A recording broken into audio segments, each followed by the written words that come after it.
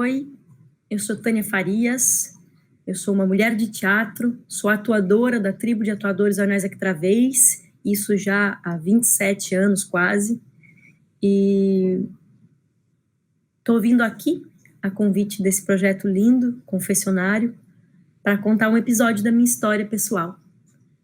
Um episódio que eu também conto num trabalho solo que chama Desmontagem, evocando os mortos poéticas da experiência.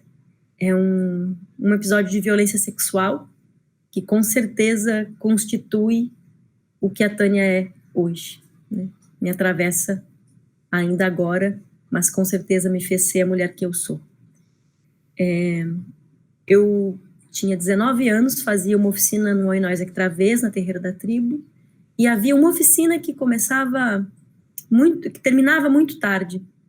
E eu, então, pegava o último ônibus para onde eu morava. Eu morava na periferia, eu morava no bairro Partenon, na Vila João Pessoa. A gente costuma dizer lá que é pé do Campo da Tuca ou pé do Morro da Cruz, é um pouquinho antes de começar a subir. Então eu pegava o São José, é o nome do ônibus. E nessa noite eu desci do São José, eu tinha que caminhar cerca de meia quadra até a minha casa, e eu me deparei com 4 homens. Sabe, quando tem aquela intuição que diz pra ti assim, corre, né, que tu tá correndo risco. E eu entrei na minha rua e comecei a correr. E eles correram e acabaram me dominando, me pegando um pouquinho antes de eu estar na frente da minha casa. Eu estava em frente à casa ao lado. A casa ao lado era uma casa abandonada, era um terreno baldio, assim, cheio de árvore. E, bom, foi ali que eles conseguiram me dominar. E tem uma questão para mim que é muito forte, que quando eu penso hoje, eu acho que é quase como a segunda vez que eu fui violentada. Foi no dia seguinte, quando eu saí da minha casa, pela primeira vez depois da violência. Eu me deparei com uma rua inteira, né, sabendo do que tinha acontecido. Porque o vizinho da frente, e é importante dizer que eu morava nessa rua desde que eu tinha 1 ano e meio, né? Então, desde que eu era bebezinho. E o vizinho da frente tinha assistido tudo e não tinha feito absolutamente nada. Ele não tinha gritado, né, tentar dar um corridão naqueles caras, ele não tinha chamado a polícia, ele não tinha feito nenhum barulho estrondoso, nada. Ele não tinha feito absolutamente nada. Os vizinhos da frente tinham optado por assistir o espetáculo e fazer, para mim, o favor de contar no outro dia que a Tânia, aquela bebezinha que cresceu na rua, tinha tido essa experiência terrível na noite anterior. E era absurdamente violento para mim andar na rua com aqueles olhares, com aquelas senhoras que me conheciam desde menininha, querendo falar comigo, querendo saber como tinha sido, dizer que lamentavam. E de verdade aquilo para mim era o terror, porque eu não queria falar sobre aquilo naquele momento. Eu queria que aquilo fosse um segredo terrível, que eu queria guardar a 1000 chaves para que ninguém soubesse. E com o passar dos dias a coisa piorava, porque eu ia me sentindo cada vez mais culpada, cada vez mais suja.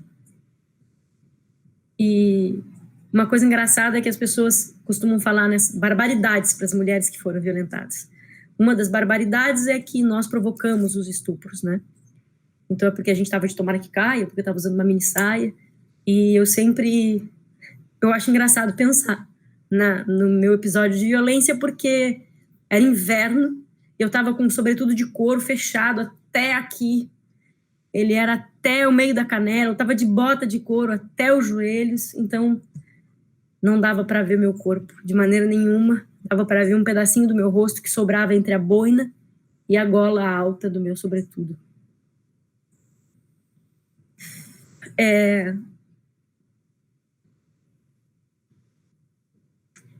Talvez a pessoa que nunca tenha sofrido nada disso, um episódio em que as pessoas pegam o teu corpo e fazem o que querem, tipo, manipulam, apertam, lambem, mordem, penetram sem o teu consentimento, né, sem a tua permissão, não sabem o quanto isso é desconfortável né? A experiência fica e ela é absolutamente inóspita para nós mesmos. Então, eu fui cada vez mais sentindo que aquele corpo era estranho a mim, e que eu não gostava dele, que ele era sujo, muito sujo. Talvez isso tenha sido a sensação, uma das sensações mais terríveis, que era pensar que meu corpo era imundo, e que eu não, então, eu passei muitos anos sem conseguir me relacionar com outras pessoas.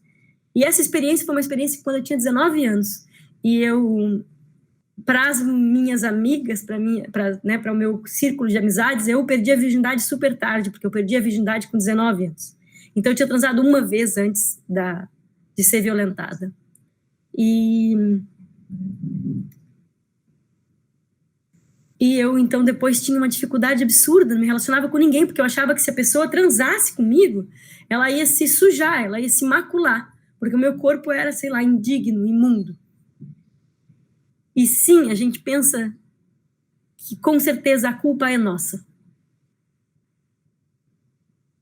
Que fui eu que cheguei àquela hora e que por isso que esses homens me encontraram, porque senão eles não teriam me encontrado. Então eu era responsável por isso.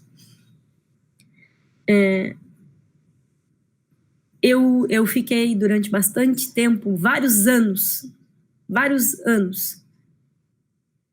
que sempre em algum momento eu pensava, por que eu não gritei? Porque eu não gritei me acompanhou. E era como se fosse eu mesma brigando comigo e com o meu corpo. Porque tinha só uma arma, né? Era uma faca. Era uma faca não de serra, era uma faca dessas grandes de cozinha, que ficou o tempo inteiro tocando o mesmo ponto do meu pescoço. E nos dias seguintes da violência ficou essa marca, né? Era um ponto redondo, inchado, que no meio tinha um pequeno buraco por onde saiu sangue naquele momento, mas que depois o sangue coagulou, então ficou só aquele ponto inchado, vermelho, com sangue coagulado, que em alguns dias sumiu. Se pensar nessa sujeira toda, nessa mancha toda que eu percebi ao longo de muito tempo, que eu percebi em mim, não foi nada, né? Mas eu ficava perguntando por que eu não gritei, e a minha resposta era sempre a mesma, para não morrer. Porque em algum momento, durante o episódio, eu achei que a minha vida valia alguma coisa. E que eu devia fazer todo o possível para preservá-la. E preservá-la naquele momento, para mim, me pareceu não gritar, não grite. Que eles não terminam de enfiar a faca no teu pescoço. Era um pouco isso que eu dizia para mim mesma. Mas foi muito difícil perdoar o não ter gritado. Porque a certa altura era tão difícil conviver com esse corpo sujo, quebrado, inóspito, que eu pensava que era melhor ter virado luz, né? Que era melhor não estar mais aqui. E é justo dizer que foi no teatro que eu comecei a encontrar respostas, foi no teatro que eu comecei a dissipar a culpa, que eu comecei a perceber que eu não estava imunda, que eu não era uma mulher suja, que a culpa não era minha, né, gente? Vamos combinar? A culpa não é da vítima. E foi fazendo Ofélia que eu descobri isso, né? E que eu fiquei com muita vontade de contar para outras mulheres que elas também não tinham culpa. Que a gente não tem que embarcar nessa da culpa, nem ouvir ninguém dizer que a gente tinha culpa, porque nós não temos culpa. Quem tem culpa, tem culpa. É quem comete o crime. E nós não cometemos crime nenhum. Nosso crime é ser mulher? Não. Não mais. A gente não vai mais aceitar esse lugar. Esse não lugar, né? Nós queremos ser. Nós somos. E eu fico pensando na pessoa que eu sou hoje, e eu penso que eu também sou resultado desse momento difícil da minha existência, que foi sofrer essa violência por esses 4. E ser aterrorizada pela imagem de um menino. Um deles era um menino, a quem não foi dado o direito de me penetrar, porque ele era menino. Então ele ficava me beijando a boca, sem a minha permissão, durante todo o episódio de violência. Enquanto os outros me violentavam, me estupravam, ele me beijava a boca. Essa imagem me aterrorizou durante muito tempo, mas me ensinou muitas coisas também. Outra coisa que eu carreguei durante bastante tempo foi o cheiro daquele momento. É um cheiro que misturava muitas coisas, né? Mas uma delas era o cheiro da cola de sapateiro, porque eles estavam um pouco drogados. E eu, geralmente em locais que tinham muita gente, eu sentia o cheiro. E aí se instaurava um pânico, uma sensação de que eles estavam me observando em algum lugar e que eles poderiam a qualquer momento me pegar, me segurar e me levar para um outro lugar. E então, em geral, ônibus, festas, parques, o centro da cidade, lugares com muita gente me faziam ter que conviver com isso, né, de ser tomada por aquele cheiro e ficar lidando com isso enquanto eu existi. Tudo isso também tá no que eu sou hoje, né? E eu acho que se eu pensar, eu tenho muito orgulho da mulher que eu me tornei. Eu faço o que eu amo e faço o que eu amo de forma, tenho certeza, e falo isso tranquilamente, de forma aguerrida. Eu abracei o teatro. Eu amo fazer teatro. Tá em cena é o lugar mais incrível que eu já visitei, né? É o melhor lugar. E eu me tornei essa mulher de teatro. E eu gosto muito dessa mulher de teatro que eu sou. E gosto muito daquilo que eu encontrei depois de começar a contar essa história, que foi a percepção de que contar essa história era algo importante. Por isso eu aceitei o convite desses parceiros para participar do confessionário, para contar para mais pessoas, homens e mulheres, mas sobretudo para outras mulheres, a minha experiência, e para dizer onde eu cheguei com ela, para dizer para elas que elas não têm culpa e que elas devem, sim, contar suas histórias. A gente tem que contar as nossas histórias, nós mesmas. Nós não temos que deixar que outras pessoas contem. Nós somos as autoras, somos as protagonistas dessa história. E essa história pode mudar algo na vida de alguém.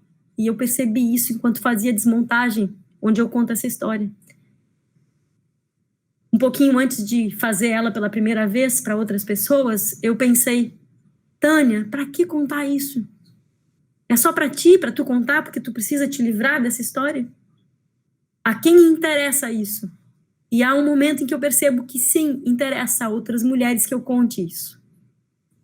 E eu ouvi o segredo de muitas mulheres, e isso me honra muito.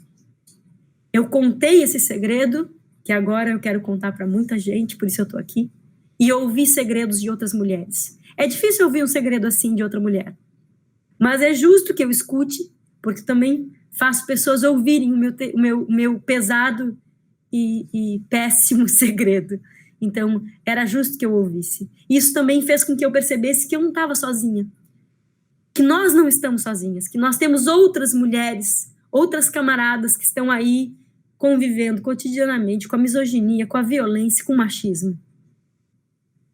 Então, é preciso que a gente tome as nossas vozes, que a gente diga em alto e bom som, de preferência juntas, parem de nos matar. Nenhuma menos. O nosso corpo não vai ser playground da misoginia, do machismo e do patriarcado. Basta. E para que isso realmente seja um basta definitivo, é preciso que a gente se una. É preciso que a gente não seja também algoz de outra mulher. Que a gente nunca chame uma outra companheira de louca, porque isso é o que o patriarcado faz com a gente todo o tempo. Porque a mesma mulher que é aquela que diz, puxa, como ela é guerreira, vai ser a mulher que quando encher o saco, vai ser chamada de histérica. Que a gente não faça isso. Que a gente esteja atento para não reproduzir isso que o patriarcado nos enfiou goela abaixo. Então, eu quero agradecer vocês por terem ouvido a minha história. Espero que ela, de alguma forma, sirva. Não é fácil contar. Toda vez que a gente conta, dá aquela remexida, né? Num lugar difícil, mas é importante contar. Então, obrigado pela escuta. Sigamos juntas. Nenhuma menos.